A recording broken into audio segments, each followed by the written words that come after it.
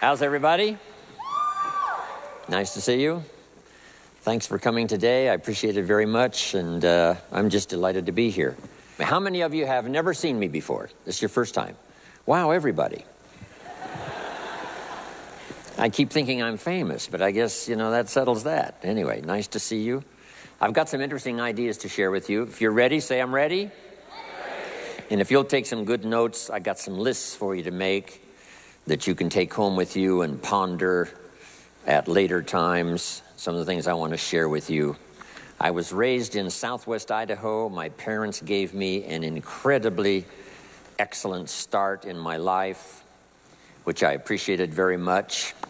But I quit school at age 19, unfortunately. My reasoning was, I'm smart enough to get a job. How much smarter do you need to be? And with that shallow thinking, I quit school, age 19, and got a job, went to work. A little while later, got married, started a little family, and I'm struggling and, trying to do my best. But it seems like each year I'm falling just a little bit further behind. Finally, age 25. The climax of my sort of weariness with where I was, not doing as well as I thought I should, I hear a knock on my door, and I happen to be home alone. When I opened the door, there was a little Girl Scout about this tall selling Girl Scout cookies. And she gave me the finest sales presentation I've ever heard. Girl Scouts around the world, no better organization. And we've got these cookies, only $2, several flavors. And with a big smile, she very politely asked me to buy. No problem. I wanted to buy. Big problem. I haven't got $2 in my pocket. Now, I'm a grown man. I live in America. I've been to 1 year of college. I'm married. I've got a family. And I don't have $2 in my pocket. And I didn't want to tell her that. So I did what I thought was next best. I lied to her. I said, hey, look, I've already bought lots of Girl Scout cookies. I've still got plenty in the house that we haven't eaten yet. And she said, oh, that's wonderful. Thank you very much. And she leaves. When she leaves, I say to myself, I don't want to live like this anymore. I mean, how low can you get lying to a Girl Scout? I mean, that's about as low as you can go. But I promised myself that day I was going to start my search of finding opportunity, finding somebody who could teach me and coach me on doing much better for myself and for my family and for my future. And shortly after that, I met a most extraordinary man, very wealthy, but a friend of mine said, you got to meet this man. He's rich, but he's easy to talk to. He's got a unique philosophy of business and life. And the more he told me about this man, the more I said, I've got to meet this guy.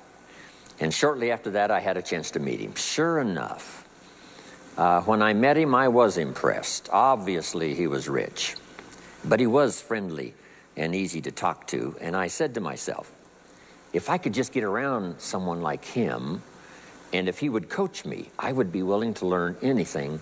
I'd love to be like him. Well, my good fortune was he invited me to join his company, and over the next 5 years, my dream came true. He coached me and taught me how to turn my life from pennies to fortune. And he's not alive anymore, but I'd like to pay tribute to him one more time, Mr. Earl Schoaf, for the dramatic impact he had on my life, especially during that 5-year period. And so my whole life turned around. I made my fortune by the time I was 32, starting at age 25. And some of the ideas that I want to share with you today came from that 5-year experience. Then from there, I got into lecturing and giving seminars, and I've written a few books. And my career now spans about 41 years.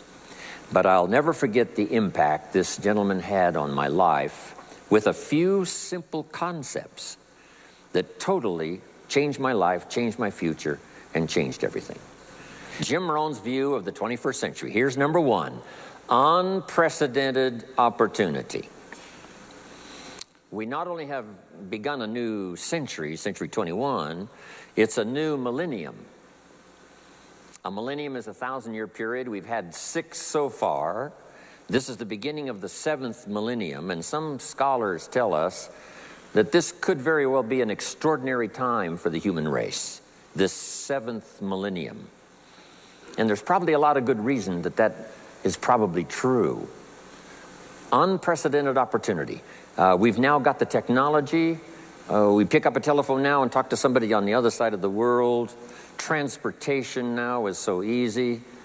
I get on an airplane in Los Angeles, and 13 hours later, I'm in Tokyo. 5 meals, 3 movies, and you're there. I mean, you know, it's a simple deal. Anyway, we've got technology, we've got transportation, we've got all the rest, right? So this is going to be a time of unprecedented opportunity in every field you can imagine, every industry, every country.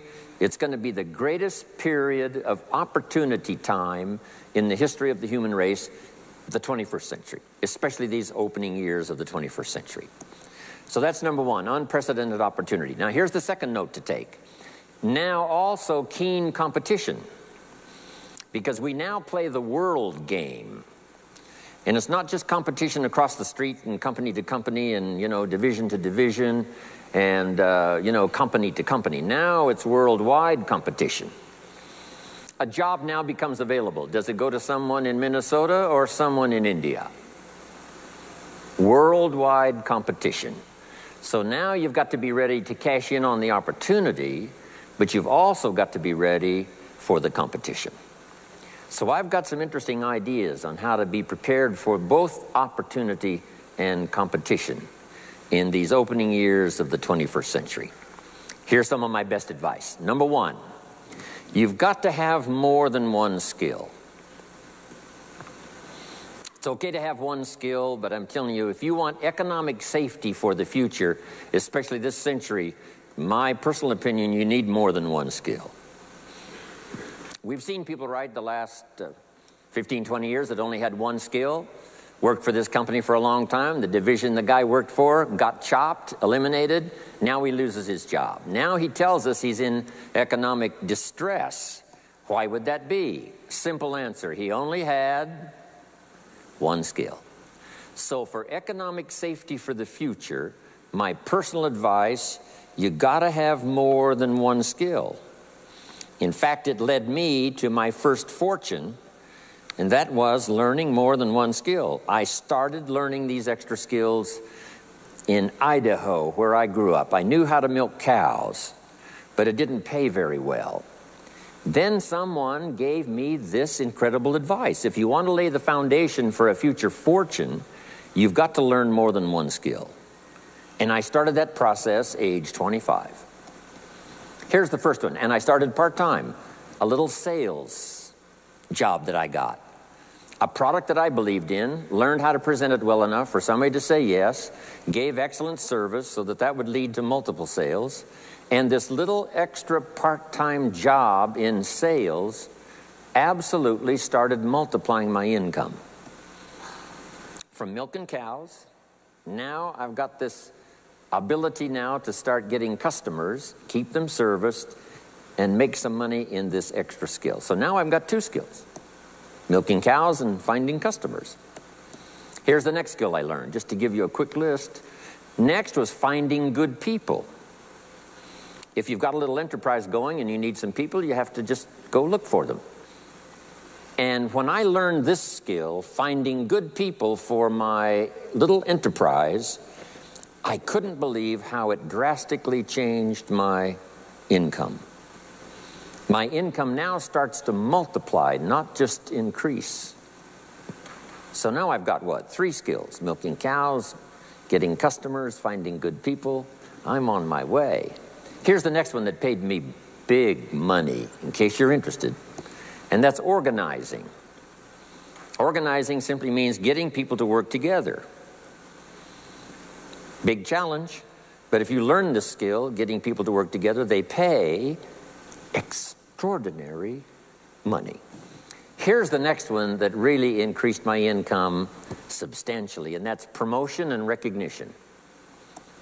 rewarding people for small steps of progress. I mastered this one. And here's the philosophy behind it. Be so busy giving other people recognition you really don't need it for yourself. I mastered this. Guess what it pays? Big money. Let me just give you one more, and it's in 3 parts. And that's communication. Learning to affect other people with your language. Of all the things not to be lazy about, it's language, because words can work miracles. And communication I found in 3 parts. Here's number 1, training, showing somebody how the job works. Showing somebody how the business works. We call that training. I got good at that. Paid big money. Here was the next one, teaching. Teaching people how life works. Teaching people how to set goals. Teaching how to become a leader, manager, entrepreneur. Stepping up to the higher opportunity and better challenge.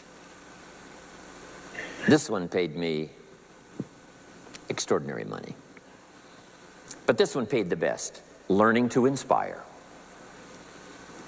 Helping people to see themselves better than they are. So I've got how many skills, right? A big long list.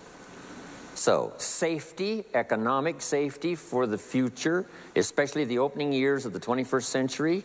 Learn more than one skill. Here's number 2. It would be good to learn more than one language. Some of my business colleagues who speak 3 or 4 languages earn $3-4 million a year. One of my friends, Leon Weisbein from Russia, I remember when he was making $3 million a year, he spoke 3 languages. Here's what he said: I think I'll learn another language, make another $1 million. Those extra languages are so valuable. When I travel the world, I got to find somebody that knows more than one language, or I'm in deep trouble. If you think the time has passed you by to learn that 2nd, 3rd language, make this note. You heard it from Jim Rohn. Give it as a gift to your children. The 2nd language. Maybe that'll inspire them to learn the 3rd language, and then no telling where it might go from there. I asked a school teacher one time, how many languages can a child learn? Here's what she said: as many as you will teach them. They don't lack capacity, they don't lack intelligence, they certainly don't lack curiosity. They only lack a teacher. So you got my good advice now? More than one skill, more than one language. Here's the rest. Learn the simple economic formula that works for everybody, and I can give it to you in just a couple of sentences. A simple economic formula. Kids can understand it. Anybody can understand it. Anybody that wants to get paid. Here's the language for your notes. We get paid for bringing value to the marketplace. That's as simple as you can put economics. Anybody that wants to get paid. You get paid for bringing value to the marketplace. The marketplace is the people. Now, the value we bring is one part of it, a product or a service, but here's the other part, the value you become. So just off to the side, put the value is 2 parts. The value you bring, like a product. If you manufactured it, you might keep improving the product. If someone else manufactured it and you're out selling it, they probably keep improving the product. But this is the one you have to work on yourself. The value you become, like an entrepreneur, a leader, a teacher, supervisor, manager. What you become also pays much more than what you bring. Once I understood that, then here's what my mentor said. Go to work on yourself harder than you work on your job. If you work hard on your job, you can make a living. Then he said, if you work hard on yourself, you could make a fortune. So I worked hard on my job and made a living, but I learned, starting with those extra hours per week, learning these extra skills, I started working on myself. And here's a philosophical phrase everybody should take home. Here it is. Success is something you attract by becoming an attractive person. Success is not something you pursue. It's what you attract by becoming attractive. By becoming attractive to the marketplace. What would do that?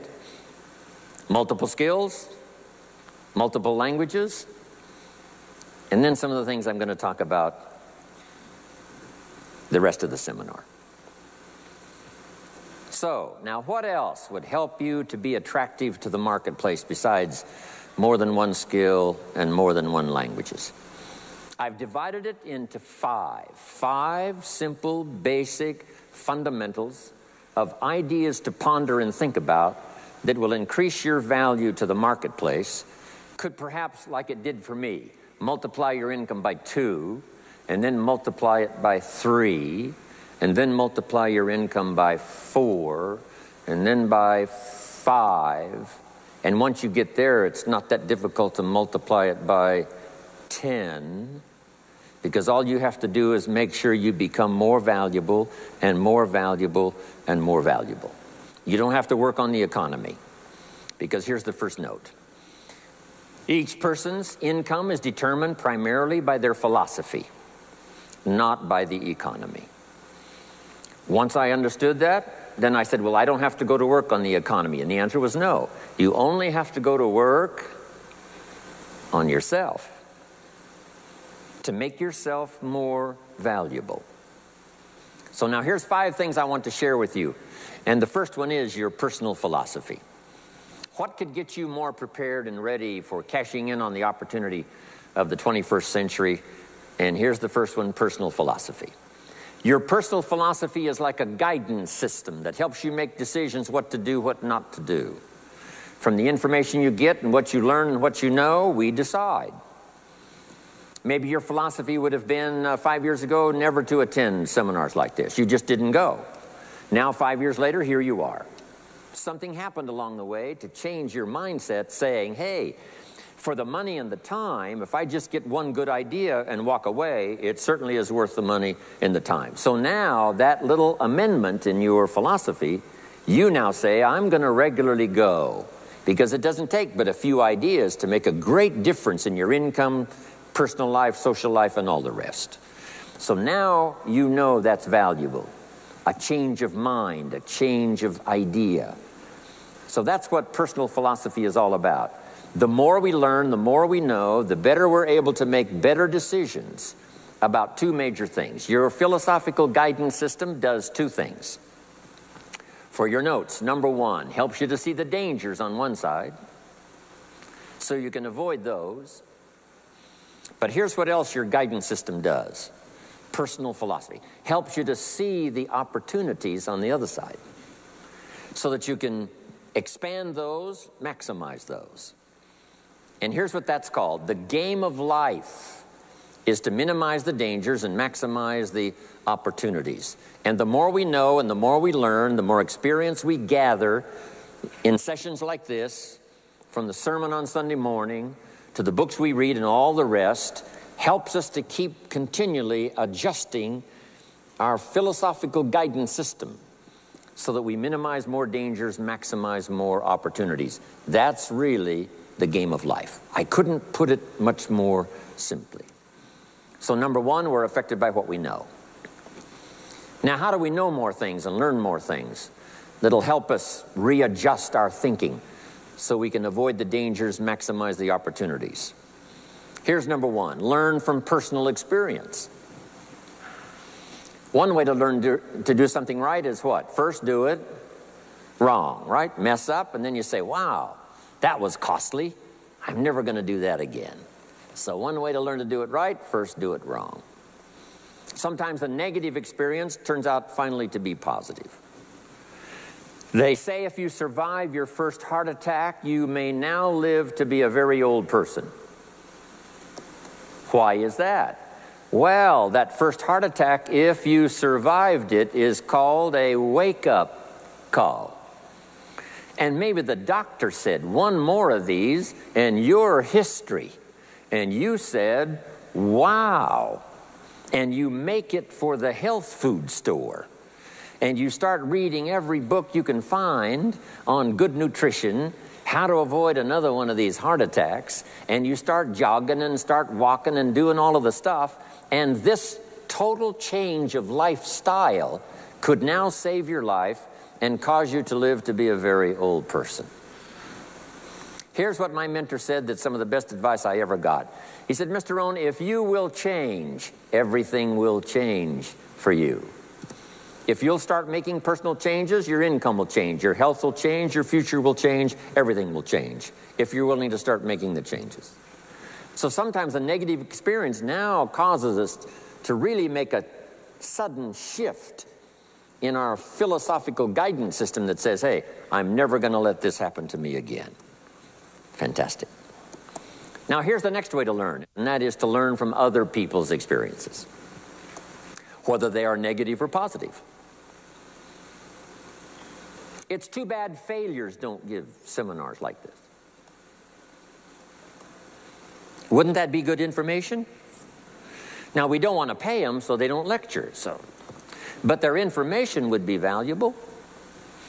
If you know a guy that's messed up his life for 40 years, you have to say, John, would you spend a day with me? And I will bring my notebook and take good notes. A good-looking guy like you, beautiful family, every reason to do well, threw it all away. Teach me how for the last 40 years you messed it all up. And he tells you, and you take good notes. Learning from the negative side of someone's experience. If somebody tells me these eggs are rotten, I'm not going to make an omelet and try it, right? I'm just going to take their advice and their know-how.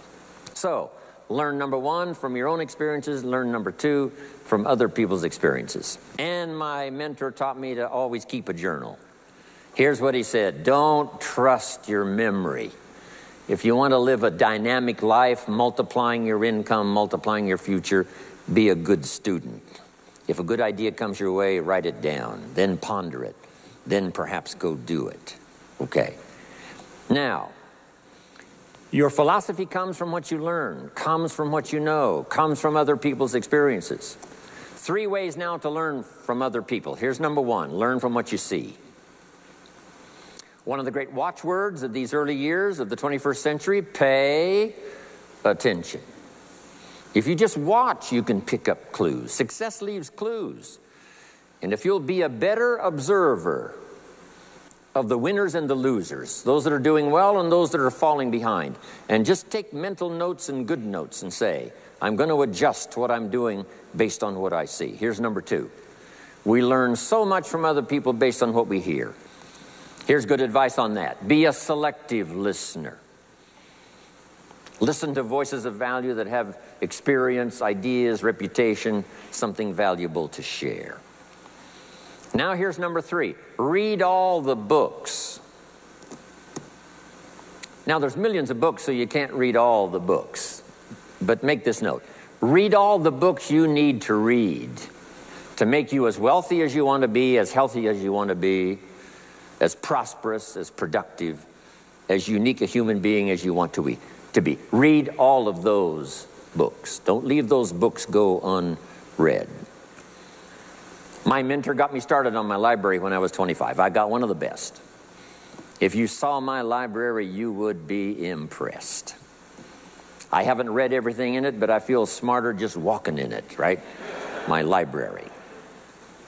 I was smart enough to buy it all. Now I got to be smart enough to read it all. Now jot this down. When you do read, you have to sort through what you read and decide which is valuable to try.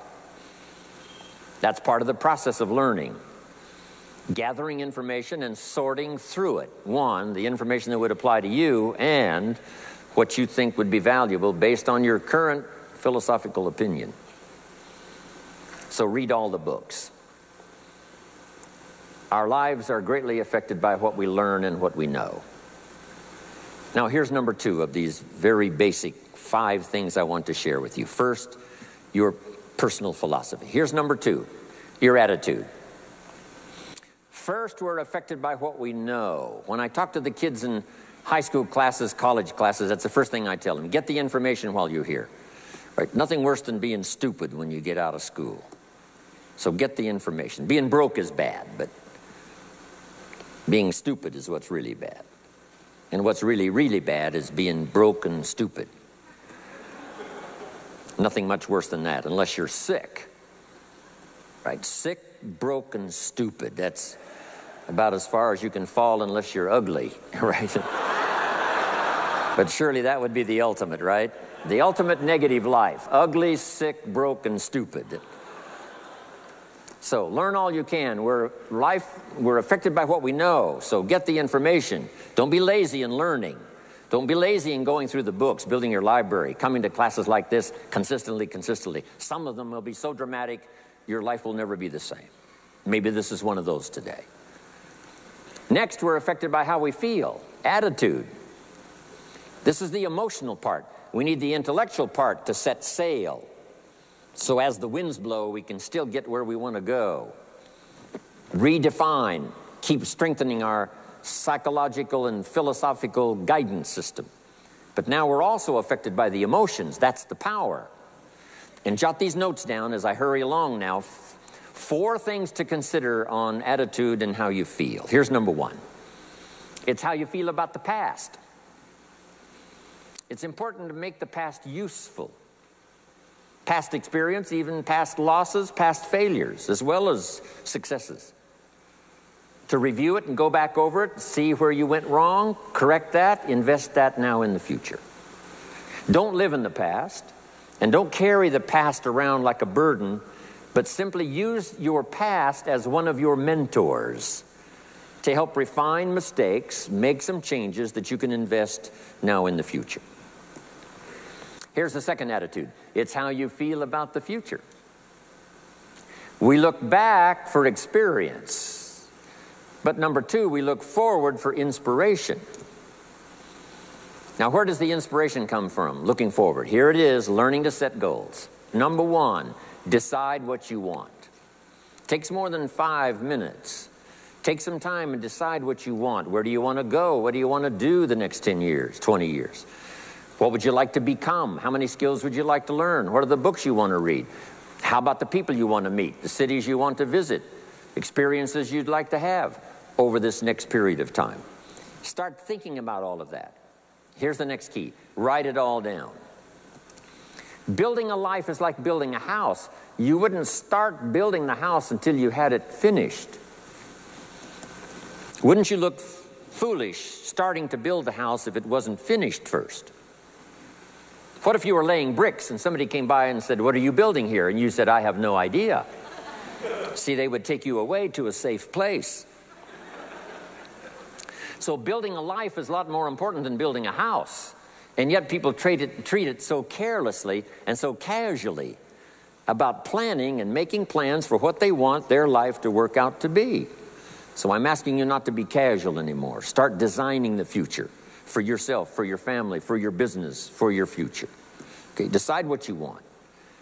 Okay, so from the past we get experience, from the future we get excitement, inspiration by setting goals.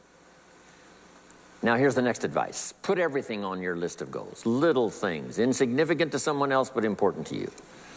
A goal list is important. You don't have to publish it in the local newspaper. My Japanese friend, Toro Ikeda, San Jose, California, put on his first list, a Caucasian gardener. I said, go Toro. Back then, everybody had a Japanese gardener. He said, no, I'm Japanese. I want a Caucasian gardener. I like that. So set goals. Set the goals that'll turn you on, goals that'll get you excited. Put everything on your list.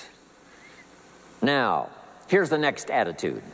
It's very important how you feel about everybody. If you want to be a leader extraordinaire, here's what you learn. Each of us need all of us.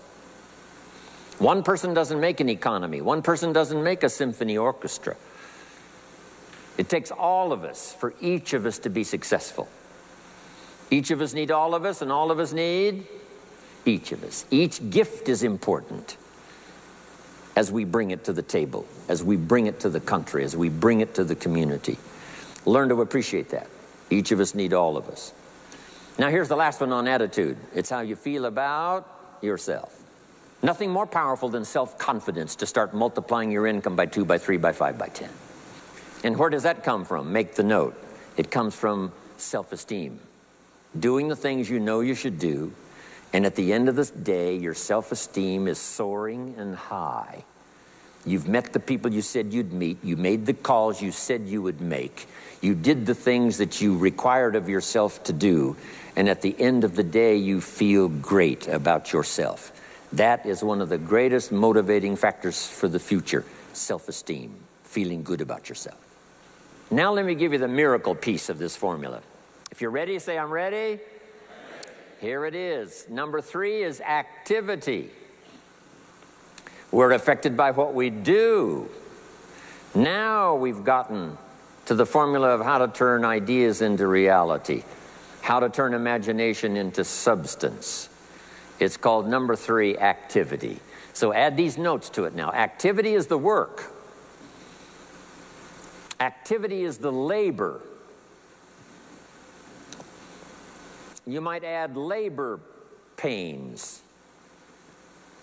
I'm short on personal experience here, but the mothers in the room would tell us that we know what that's all about, labor pains. Why would an upcoming potential mother be willing to put herself through maybe a rather painful experience? She said, that's an easy answer, and it's for your notes. It produces new life. Why wouldn't she put herself to the labor? Now comes the miracle of new life.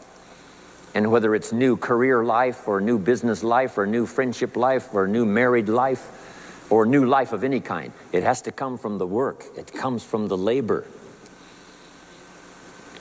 In fact, labor was so important. Here was the original formula for labor. If you have forgotten it, remind yourself. For your notes, 6 days of labor and what? 1 day of rest. Now, it's important not to get those numbers mixed up. Why is that? Here's why. Why not 5-2? I don't know. Maybe 5 and 2 would be okay. If God would have thought of 5 and 2, he might have made it 5 and 2. Right? You can't think of everything when you're putting one of these together. But maybe one of the reasons for 6-1, jot this down now. If you rest too long, the weeds take the garden. Not to think so is naive. As soon as you've planted, the busy bugs and the noxious weeds are out to take it. So you can't linger too long in the rest mode. You've got to go back to work. 6 days of work, then rest and spirituality and friendship and change of pace. And then go back over the last 6 days. What did I do? What did I miss? Who did I miss? What happened? So that I can invest those corrections in the next 6 days of higher productivity. Have you got that now? 6 days of work, 1 day of rest. Don't get the numbers mixed up. Activity. Now, activity finishes the miracle. Good question for your notes. How did this convention center get here? Let me give you the steps. Number 1, somebody saw it while the property was vacant. You say, well, how could you see a convention center if it isn't here? It's the only way it will be here.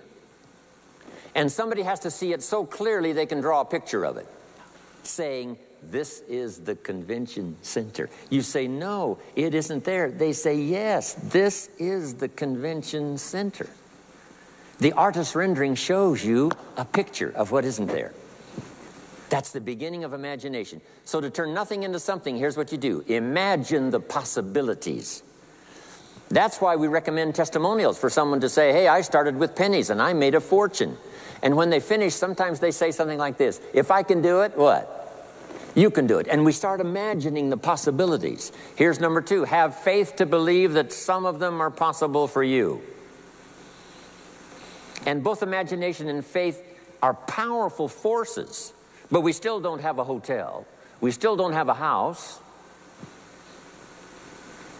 Even though those are powerful forces, it is the beginning. Now, imagination and faith must be deposited in activity or it is wasted. But the finishing touch of the miracle process is now, go to work. Go to work and build a better career. Go to work and build good health. You can't have good health without the work. When did we start hearing that phrase? No pain, what? no gain. You got to do the work. You can read all the books until you're wise. You can have faith and believe until it is extraordinary. But now you must go to work. And if you'll learn to appreciate the work that produces the miracle of good health, the miracle of a career, the miracle of a relationship, the miracle of a fortune, only humans now can do this. The birds of the field can't do it. No other life form can imagine and create something from nothing. Have faith and then build it and make it real. Only humans. It's an extraordinary gift. Depends on how often you use it. So number one of the ideas I wanted to share with you to make this an extraordinary opening year century for you is philosophy. We're affected by what we know. Second is attitude. We're affected by how we feel. Third is activity. We're affected by what we do. Now here's the final two pieces. Number 4, learn to measure progress. Once you've set up a project now, you want to turn nothing into something, now you must measure your progress. How are you doing? Here's how we teach it to our children. Life expects us to make measurable progress in reasonable time. Measurable progress in reasonable time. That is the game of life. So part of it is not just to set up the proposed project, but as we start working on it, we start measuring how we're doing. Now first, what is reasonable time? You can't ask someone every 5 minutes, how are you doing now? See, that's too soon. Guy says, I haven't left the building yet. Give me a break. Now, we can't wait 5 years. That's too long. So there's reasonable time. So make this note now. What is reasonable time? 1, at the end of the day. A conversation a father should have with his daughter today, because the magic is there. If he waits till tomorrow, the magic may be gone today. Next is a week. Make that note. Usually, we get paid by the week. Somebody adds up our value to the marketplace, out comes the check. The next week, somebody adds up our value to the marketplace, out comes the check. What I learned to do is to change my value to the marketplace so the check kept getting bigger and bigger and bigger. I didn't have to change the economy, I only had to change myself. Measure your own progress. Success is a numbers game. We demanded of our children, how many years do you want your child to spend in 4th grade? Approximately. About 1 year, right? You say, well, if they're nice kids, would you give them 3 or 4 years? You say, no. This is not a nice game. This is getting ready for the future. This is getting ready for the challenges and the opportunities. You can't linger in 1 grade more than 1 year. Now make this note. The same should go for us as adults. Don't linger more than 1 year in 1 grade of learning. Adult, management, entrepreneurship, leaderships of all kind. Keep up the pace of learning. Okay. The numbers. Measure. Count. Now here's the key. Face the truth. If you're only making this much progress, you know, there's no use trying to kid the world, no use trying to kid anybody else, and especially don't kid yourself. If in a period of time you've only made so much progress, you just got to swallow hard and say, this is the truth. I've got to face it. Now, what could I do to start increasing my progress and make my health better, make my income better, make my investments better, make my value to the marketplace much better, get busy learning the 2nd skill and the 3rd skill and the next language and the next language to increase my value. I got to get busy and do that. See, if you will do that, I promise you, one of the greatest motivating factors in the world is progress. And if you'll measure it, you'll get excited. Now here's number 5 of the 5 major things I wanted to share with you to make these opening years of the 21st century really pay off for you. And here's the word, lifestyle. Learning to live well, because the ultimate essence of life is not a Ferrari, The ultimate essence is not a home. The ultimate essence is not a bank account. It's not $1 million. It's not a fortune. Here it is. The ultimate essence of life is learning to live a good life. That's the key. Whether you have modest resources or whether you have mega millions, either way, the real key is learning to live a good life. And so in my closing 5 minutes, let me give you what I think is a good list. Now, this is the short list. In other presentations, I cover a longer list, but this is called Jim Rohn's short list for living the good life. Here it is. Number 1, productivity. You really won't be that happy if you don't produce. And here's the next bit of advice on that. Produce to the max if you possibly can. To produce a little is okay. To produce enough is okay. To produce some to get by is all right. But why not try productivity to the max? Andrew Carnegie, who built the steel industry back in the 30s, here's what Andrew said. I'm going to spend the first half of my life accumulating money. I'm going to spend the last half of my life giving it all away. He got so inspired by that goal that the first half of his life he accumulated $400 million, which back in the 30s was a lot of money. A mega fortune. Guess what he did the last half of his life?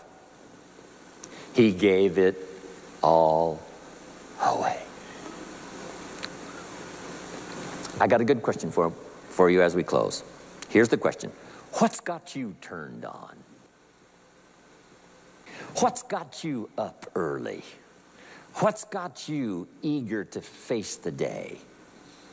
What's got you inspired to learn the extra skill, put in the extra time, go the extra mile, learn how to work with people, guarantee your future?